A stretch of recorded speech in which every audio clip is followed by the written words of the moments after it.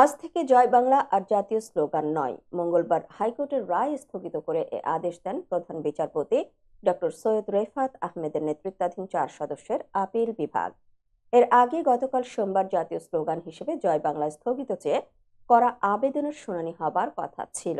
ওই দিন সকালে আপিল বিভাগের জ্যেষ্ঠ বিচারপতি আশফাকুল ইসলামের নেতৃত্বাধীন 3 সদস্যের আপিল বেঞ্চে শুনানি হওয়ার কথা থাকলেও অতিরিক্ত অ্যাটর্নি জেনারেল অনিক আর হক দাঁড়িয়ে শুনানির জন্য দাঁড়ালে শুরুতেই আপিল বিভাগ বলেন এটি পূর্ণাঙ্গ বেঞ্চে শুনানি হওয়ার দরকার, সে কারণে এটি যখন ফুল কোর্ট বসবে তখনই শোনা হবে। জয় বাংলাকে জাতীয় স্লোগান ঘোষণা করে হাইকোর্টের দেয়া রায় স্থগিত চেয়ে আবেদন করে রাষ্ট্রপক্ষ।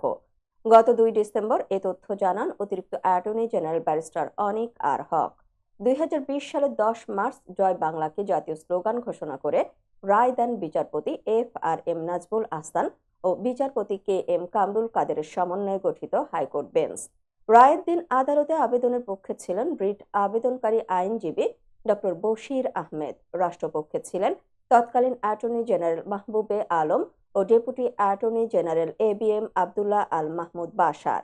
আদালত বাংলায় রায় ঘোষণা করেন। রায় ঘোষণার সময় আদালত পর্যবেক্ষণে বলেন, জয় বাংলা জাতীয় ঐক্যের স্লোগান, জয় বাংলা জাতির পিতা বঙ্গবন্ধু শেখ মুজিবুর রহমানের প্রিয় স্লোগান এবং জয় বাংলা 7 মার্চের ভাষণের সাথে সংবিধানে অন্তর্ভুক্ত রয়েছে। আদালত আরও বলেন, আবেদনকারী সংবিধানের 3 ও 4 নম্বর অনুচ্ছেদের ধারাবাহিকতায় জাতীয় স্লোগান হিসেবে জয় বাংলাকে অন্তর্ভুক্ত করার দাবি করেছেন। এটা এই আদালতের এখতিয়ার বহির্ভূত, কারণ কোনো আইন প্রণয়ন করা এবং সংবিধান সংশোধন করার একমাত্র অধিকার জাতীয় সংসদের।